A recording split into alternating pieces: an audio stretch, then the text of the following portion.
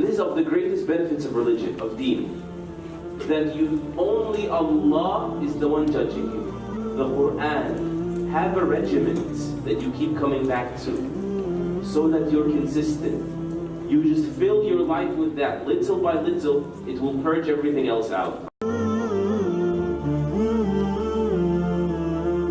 But just to feel, number one, the privilege, and number two, the responsibility. You know, Muhammad ibn Hassan al-Shaybani, the second greatest student of Abu Hanifa, rahimahullah, they used to ask him, why don't you sleep at night? Like, never sleeps at night. He studies hard. Why not? He says, how can I sleep when all the Muslims say, listen, if we got a problem, Muhammad ibn Hassan al-Shaybani is going to figure it out. The Ummah is waiting for me. Wallahi, the Ummah is waiting for us. They're waiting for the youth. There's a bleeding Ummah out there, spiritually and physically, bleeding.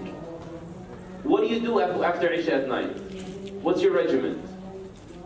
Scrolling, scrolling, scrolling. We used to say you stand around and you hang out in the parking lot. No, this is the parking lot right now, right? And backbiting, this is backbiting now.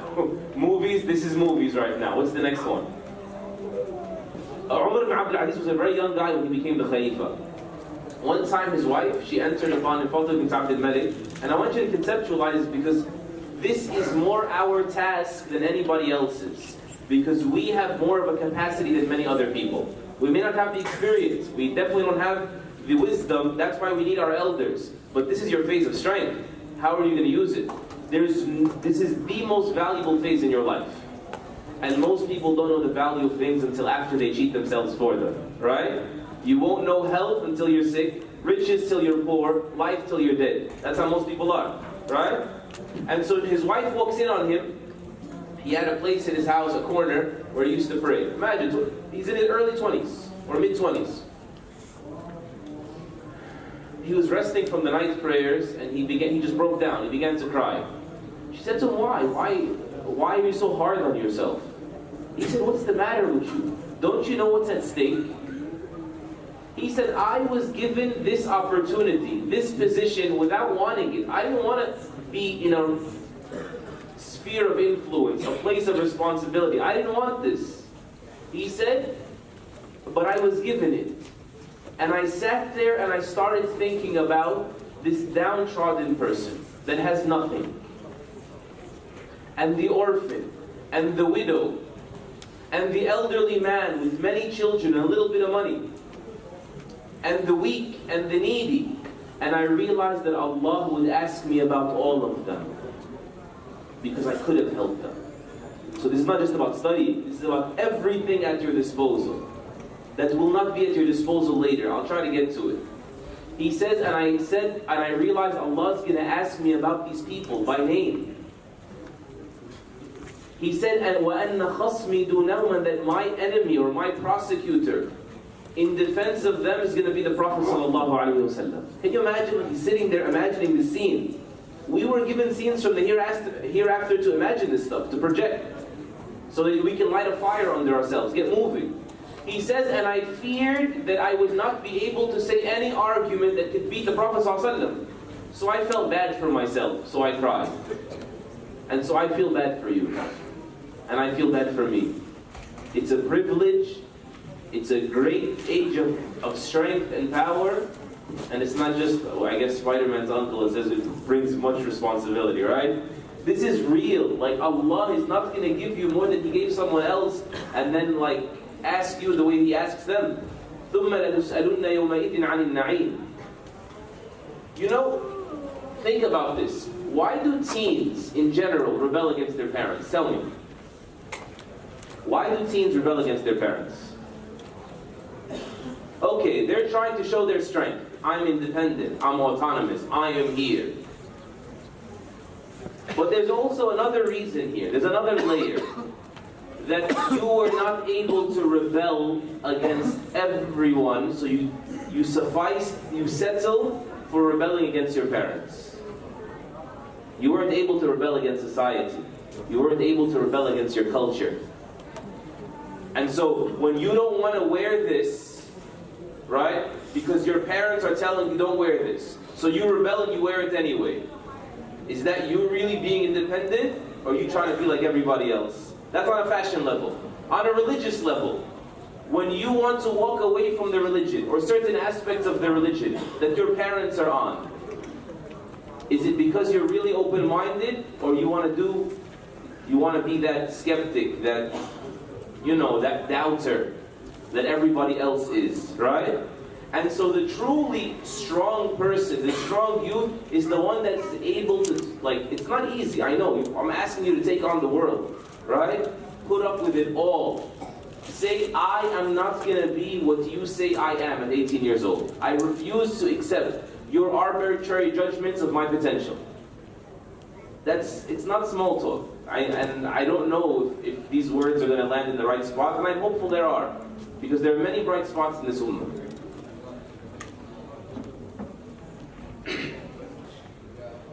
And think about this.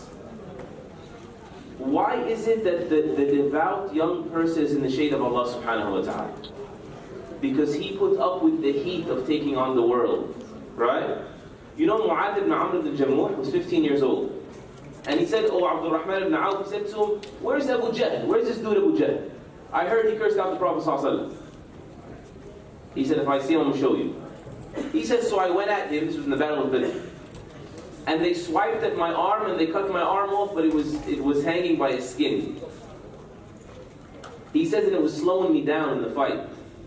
So I sat down and I put my arm under me and I stepped on it and I stood up.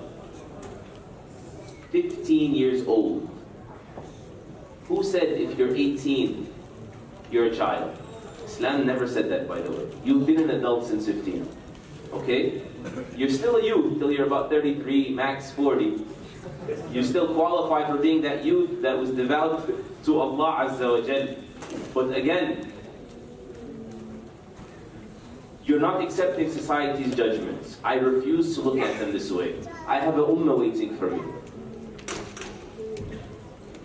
And also, if you don't transform now, if you don't decide on a certain life path now, it's extremely difficult. It is taking on the world, but wallahi, it will only get harder later. Why did only young people accept Islam? And the elders refused the Prophet ﷺ? Because all they had left was their reputation, right? They didn't have strength, energy, a chance to go win back their businesses. All you have is your reputation. So that state of weakness said, no, I can't leave my religion. I got to stay pagan. I got to stay idol worshiper. Even until now, why are most of the converts to Islam in the young age group? Because if you're not going to do it now, you'll hardly ever do it later. If people don't memorize Quran early, what are the odds they're going to do it later? How many older people memorize the Quran? Right? The regret of my life that I haven't finished memorizing until now. And so if you're not going to do it now, it will only get harder later. You need to be certain of this. You're not going to be the exception to the rule. There's so few. Banking on that is insanity. To do what everyone else is doing and expect a different result. And that's why you deserve Allah's shade when things are going haywire on the Day of Judgment. When the hellfire is brought real close and hot, and the sun is brought real close and hot, and billions upon billions of bodies are crammed together, causing people to drown in their sweat, Allah takes a shabun nashi fi ta'atillah. The Prophet said, Allah will take 7 people. Of them is this young man who spent his early years in devotion to Allah. Excuse me, step aside. You're VIP. You're not like everybody else. You already put up with the heat. No more heat for you. You already held on to the burning coal. No more for you. That's honor. Wallahi, that's a privilege. May Allah make us and you like them. Ameen. Ameen. Now, what does it mean to be a devout, and I'm going to try to finish up in like 10, 12 minutes. What does it mean to be a devout person for the sake of Allah? Does that mean you become isolationist, and you become so religious, and you have so much iman, you can't even open your eyes anymore, and you're like this when you give people salams, and this pseudo-religiosity? No way.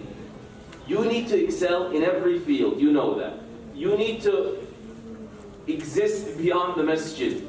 You know, one of the young men in the Muslim world, he stopped attending even the masjid. And so they told him he went and lived in a cave, he's done with society and the evils of society and the Netflix of society. That's it. He's determined to be a good young man. And so he went and lived in a cave. So the sheikh tracked him down and said, are you out of your mind? What the heck do you think you're doing? You think it's a movie? You think you're... What are you doing? He said to him, no, I know Allah's going to take care of me. Allah's going to provide for me. He said, Allah showed me a sign. He said, what's the sign, tough guy? He said, I saw a bird flying and putting food in the mouth of a blind bird. So I said, Wallahi, if Allah can provide for this bird in the wilderness, Allah can provide for me in a cave. The Shaykh said to him, why did you choose to be the blind bird? That's not what we're talking about. The world needs you, and especially your ummah needs you. You need to step up. But when you step up, you're going to step up for Allah Azza wa Jal. You're going to be serving Him. You're not going to be serving yourself. You're not going to become that career-driven person. Wallahi, the most difficult test you will have in your life. You know what it is? Success. That's the hardest test. Hardships and challenges and poverty and pain and betrayal, all of that would drive you to Allah. Like, if that doesn't drive you to Allah, nothing will, right? But your hardest test is your strength, your success, your riches. For you to excel in your career and not be career-driven. To get some money and still donate the same percentage you used to donate with you when you were poor. That doesn't usually happen. You know Yusuf alayhi salatu wasalam, in his story, this young man, he had to pass the first test of getting thrown into the well. That's a tough test for a young kid to swallow. Tough pill, right? To swallow. And then he had to face an even harder test of resisting this woman and going to prison. That's a much harder test. Because the well, he couldn't do anything about it, right? He couldn't do anything about it. He might as well accept it. So after a while, it's logical even if you don't believe in a God, you can psych yourself into bearing it. But this one, he chose prison over the sin. That was a harder test. Then the third, which is an even harder test, is when he had the ability to avenge himself and the right to avenge himself with his brothers. He forgave them. That's an even harder test, by the way. There's a final test in the story of Yusuf that most people overlook. That when he finally becomes king and he has his reunion and he's in his entire glory, that's not the happy ending, is it? We think it's the happy ending because we watch too much Hollywood. That's not the happy ending. Because, let me tell you something. When Yusuf alayhi salam is being reunited with his father at the end of the story, won't one of them die anyway? Right? Won't separation happen? That always happens here. The true happy ending is in the hereafter. And he caught that. What most people will not catch, he caught it. In the middle of the reunion, with his parents, with everybody, that moment of joy, he steps aside and he says what? رَبِّ قَدْ آتَيْتَنِي مِنَ الْمُلْكِ وَعَلَّمْتَنِي مِنْ تَأْوِيلِ الْأَحَادِيثِ فَاطِرَ السَّمَاوَاتِ O originator of the heavens and the earth, you are my guardian. He's being reunited with his dad, his guardian, his legal guardian, even Islamically. You're my true guardian. I'm not going to forget you, even in this moment. That was the final test before the curtains came down in the story. And he caught it. You have to become that person that catches it. It's alright to be normal. You don't have to be a weirdo. But in here you need clarity. You're going to excel for Allah. Serve Allah, not myself. Mu'jam al-Tabarani, Ka'b ibn Ujra says the Sahaba saw this companion that was basically brawling. This guy was just huge, right? Very muscular guy. فَلَمَّا رَأَوْا مِنْ جَلَدِهِ وَنَشَاطٍ When they saw how tough and wide-shouldered and everything he was, they said, لَوْ كَانَ هَذَا فِي سَبِيلِ اللَّهِ If only someone like this lived for the sake of God, for the sake of Allah. If only he used that for deen. And so the Prophet ﷺ, he wanted to widen their understanding and our understanding of what it means to be devoted to Allah. It doesn't mean to know nothing of the world but the masjid. No. He said if he is striving to feed his young children, that is part of the path of Allah. He said, and if he's looking after his old, weak parents, that is the path of Allah. And if he's heading out, looking after himself, to keep himself dignified, to get married, find a woman, he will accept it, to keep himself chaste, يُعِفُّهَا, then it is for the path of Allah. وَإِنْ خَرَجَ يَسْعَى, the fourth one. But if he came out boasting and prideful, he's self-serving, he's career-driven, he's in it for the money or the fame or whatever it is, فَهُوَ فِي سَبِيلِ الشَّيْطَانِ That's the person that's not really devoted to Allah Azza wa Jalla. is of the greatest benefits of religion, of deen, that only Allah is the one judging you. Due to the oppression women have seen for millennium, the women's rights movements, then they kind of mutated into like the third wave feminists now, when they're saying there ain't no difference between a man and a woman, I can do anything a man can do. You know one of the biggest harms of that? Why it's destroyed society and destroyed family? The guy doesn't feel appreciated anymore. Allah created you men, you feel a sense of accomplishment from taking care of your family, protecting your woman, right? We feel that way. That's just our psychology. That's the way we are. So if you don't feel appreciated, then why would I have a wife? Right? It's just so much cheaper to buy her dinner and take her home, than kick her out in the morning. Right? That's how people function in our society. It's cost efficient, because she's not appreciating me anyway. She's saying she can do anything I can do. Alright, take a hike then. That's why marriage is so delayed, it's so scarce, so difficult in our society, in our culture. But and Allah does not want that. You know when the Prophet ﷺ says, you spend on a slave, you spend in the path of Allah, you spend on a needy, then you spend on your family, that dinar, that coin spent on your family is the dearest to Allah. You know why? First of all, because it's an obligation. Second of all, Allah wants to preserve the family institution. And Allah knows you doing that is not easy. Like only someone who gets up in the morning to feed their family, day in and day out, no one saying, MashaAllah, he spends on his family, Takbir Allahu Akbar. You don't get those fundraiser reactions, right? It's unappreciated. So Allah is telling you, I'm going to reward you for this. Preserve the family institution. Just focus on me. I appreciate you. You'll start doing everything right when you live for Allah Azza wa Jalla. The second benefit is, when you slip up, Allah takes that into consideration. No one will overlook, except you for who you are, like Allah Azza wa Jalla. And one of our biggest struggles, one of the biggest tricks Shaitan pulls on us when we're young, is that he says, just do it, it's no big deal, even the major sins, major or minor. And then once you do it, after making you think it's so small, then he comes back and says, you're disgusting. Allah will never forgive you. You can never be religious. You're finished. And if you believe that you're finished, you're not a good person, then you're finished. Oldest trick in the book. And so when you live for Allah, no one can say you're finished but Allah subhanahu wa ta'ala. And Allah will continue forgiving you. You know what's so amazing about Allah? When you live for Allah, you know when you mess up really, really, really bad? And then you repent to Allah, meaning you U-turn, you apologize, and you're genuine. If Allah knows that you're going to commit that sin again in 5 minutes, He knows that. He'll still forgive you. Why? Because you didn't know you were going to do it. You see how beautiful that is? Shaitan's biggest trick with you is to stop focusing on his mercy. Shaitan wants from you to just focus on the sin. It's so bad that you're just going to commit every other sin.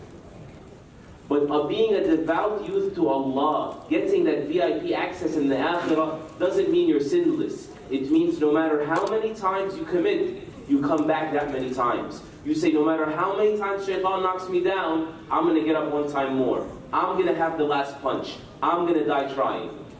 Those are the people that make it to Jannah. Mistakes, that's totally fine. That's expected. You would not be a young person if you were going to be as wise as an older person. No way. But build for yourself a routine. The salawats, making them quality, making them meaningful. The Quran, have a regiment that you keep coming back to, so that you're consistent. You just fill your life with that. Little by little, it will purge everything else out.